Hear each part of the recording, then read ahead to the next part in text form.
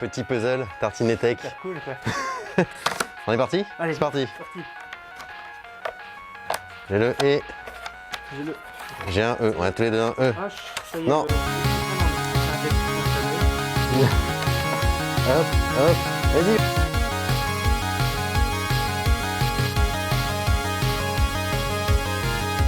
Salut Adrien, Salut Olivier, ça va bien? ça va super et toi? Bah écoute, content d'être en Belgique. Ah, Donc c'est bien, on a mangé des frites hier soir. Ouais, en plus tu nous as rejoints et c'était vraiment génial.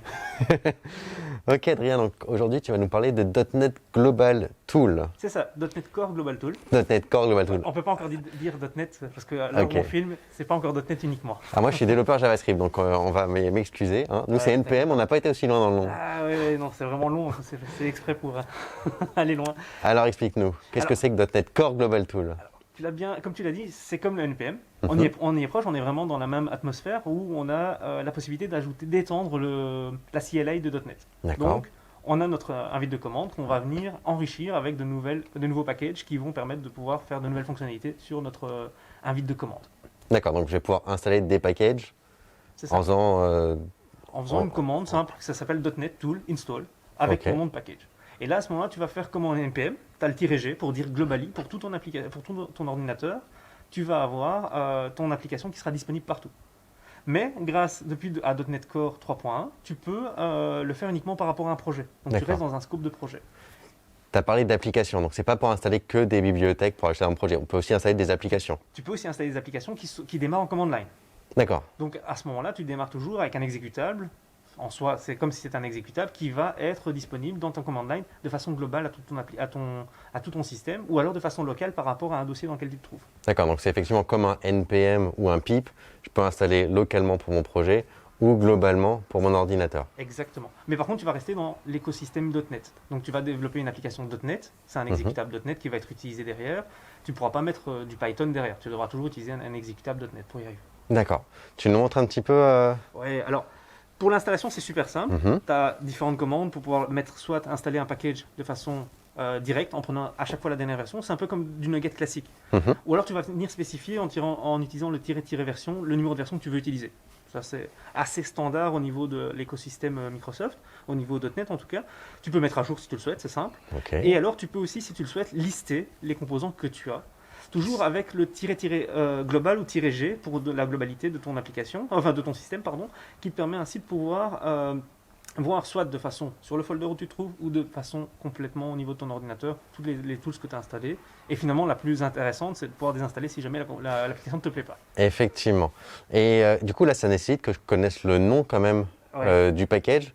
Si jamais je connais pas le nom de mon package et que je cherche quelque chose, il y a un Alors, il y a- endroit que je peux aller? ouais. En fait, c'est des packages Nugget, donc tu peux te rendre sur nugget.org. Ok, Et donc sur nugget.org, tu peux simplement rechercher ce que tu as envie. Et tu vas avoir pas mal de packages qui sont disponibles, mais tu dois faire attention, c'est qu'il y a une petite ligne en dessous qui est This package contain a .NET Core Global Tool you can install from the shell. d'accord. Donc là, tu as la commande line. Avec la commande line, en plus, il t'explique Ouais. comment l'installer. Donc ça, c'est un petit package que tu as Et le fait. petit truc, c'est que tu as un petit pour copier. provide Ah. pour être sûr de ne pas te tromper dedans. Ça, c'est exactement un package que j'ai fait Mhm. parce que, en fait, j'aime bien la command line. C'est pour ça que je me suis un peu intéressé à ça. Et je fais toujours mes git clones ou quand je vais rechercher un nouveau git repository, je vais rechercher ça en mode command line. Donc je fais un git clone avec le repository. Et je travaille beaucoup en .NET, donc la première chose que je vais avoir, c'est un SLN à trouver. Et j'ai été fainéant. Donc j'ai juste créé une commande qui s'appelle SLN et qui va rechercher le premier SLN qu'il trouve ou lister en tout cas tous les SLN qui sont disponibles et lancer Visual Studio avec le SLN. D'accord, sympa. Et du coup, ça va chercher sur nugget.org, donc un peu comme C'est npmjs.org. ça. On peut aussi aller chercher sur des guides perso ou des repos C'est privés. Tu peux aller Ça marche pareil, C'est pas quoi. des guides perso, c'est des nuggets feed personnels. Donc tu Des peux nuggets sur feed. DevOps ou Des d'autres. formations Oui, c'est professionnelles. ça. Mais par exemple, tu peux aussi avoir un Artifactory qui contient aussi des nuggets qui D'accord. ont aussi cette partie-là. Ok. Et donc là, c'est donc quand on va sur nugget.org, on a tous les packages. Et quand on est sur un package qui est géré par .NET Core Global Tool, Voilà. c'est écrit dessus. Mais c'est pas le cas de tous les packages. Non, exactement. En fait, on est chez Nugget, dans Nugget.org, tu as toute la liste de tous les packages chez Nugget qui sont disponibles. Et il y a la communauté qui a créé un tool qui s'appelle toolget.net qui liste uniquement les packages .NET Global Tool. D'accord. Donc là, c'est un subset finalement de Nugget. C'est Où ça. là, je peux rechercher. Je sais que tout ce que je vais trouver là-dedans, ça s'installe avec .NET. Exactement. Je fais .NET Tool install et Voilà. Et tu trouveras tous des packages qui sont disponibles pour pouvoir travailler avec avec NuGet Tool. Et par exemple, je vais prendre un cas concret que beaucoup de développeurs .NET utilisent, c'est Entity Framework. Maintenant, Entity Framework est disponible pour pouvoir faire de la console line sans avoir besoin d'avoir Visual Studio derrière. Tu peux utiliser .NET Tool, Global Tool, .NET EF pour pouvoir faire toutes les manipulations de migration, de mise à jour de ta base de données grâce à ta command line. D'accord, ça c'est super cool. Je reviens sur un truc que tu disais tout à l'heure, que tu disais qu'on pouvait installer donc soit globalement, soit localement. Ouais. Et je repense beaucoup à NPM, t'as vu, Ouais, ou à pip, pour ceux qui font du Python. En NPM, on a un package.json. En pip, on a le requirement. Ça ressemble à quoi du coup avec Alors, effectivement, avec NuGet? quand tu es dans la partie .NET Core Global Tool, tu vas venir instancier, si tu veux rester de façon locale, tu vas venir faire un tool manifest qui va te permettre de pouvoir lister tous les packages qui sont disponibles par rapport à l'environnement dans lequel tu es, donc le folder dans lequel tu te trouves ou les sous-folders dans lesquels tu es. Et donc, la première commande que tu vas devoir faire, c'est .NET New Tool Manifest qui va te rajouter un fichier JSON pour pouvoir, contenir toute la liste de tes packages. D'accord, c'est du JSON aussi. C'est du JSON également. Donc tu mets le package, la version. On ne va pas se cacher qu'il y a beaucoup de similitudes avec la concurrence. Mais c'est bien parce qu'à ce moment-là, on est quand même dans un écosystème qui est pur Microsoft et qui permet de pouvoir continuer à travailler dans la partie Microsoft aussi, .NET en tout cas. Donc ça c'est bien effectivement si moi je suis un consommateur et que je veux installer un package. Si jamais moi je veux créer un nouveau package qui sera installable par .NET Core Global Tool, faut que je fasse quelque chose dans mon projet? Alors en soi, si tu pars sur une application, tu dois partir sur une application qui est console line. Tu peux avoir n'importe quel type d'application parce que maintenant, si tu prends par exemple un website de chez Microsoft, donc tout ce qui est Web API et autres, c'est une console à la base. Donc tu peux avoir une console qui va tourner et pour ça, tu as juste 2 lignes de code à rajouter dans ton CSproj. Alors à ce niveau-là, ça se consiste comment? C'est que tu as un premier pack as tool que tu dois accepter, donc c'est un petit trou, un petit booléen à mettre dedans, et après tu as le tool command name qui vient définir quel est le mot-clé que tu vas utiliser.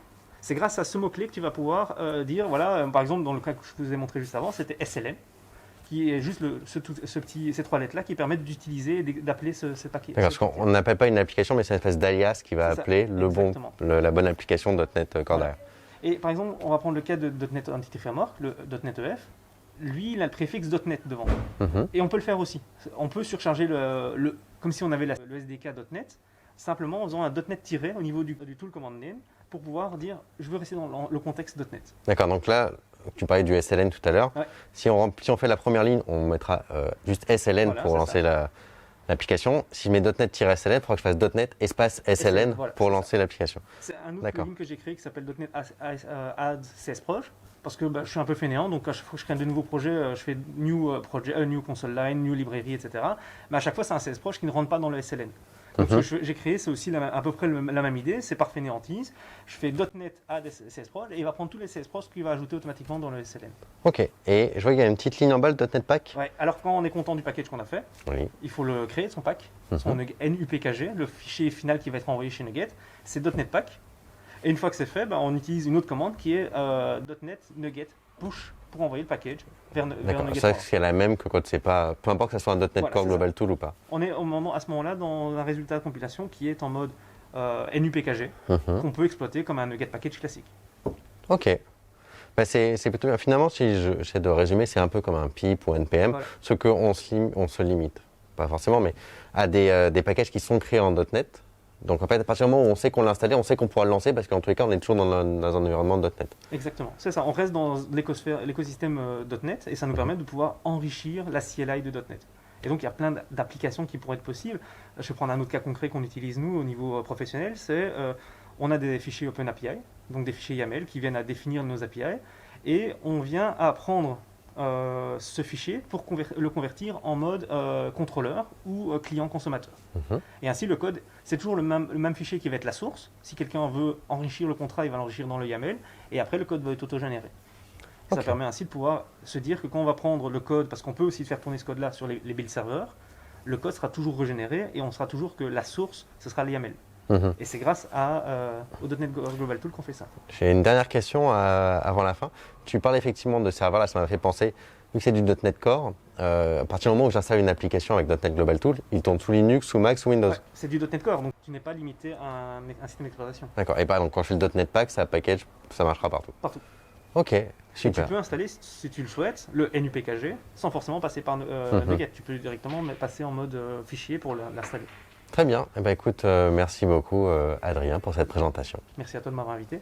Et pour ceux qui le souhaitent, nous allons mettre sous la vidéo les liens des quelques slides qu'a fait Adrien, si ça ne te dérange pas. Non, avec plaisir.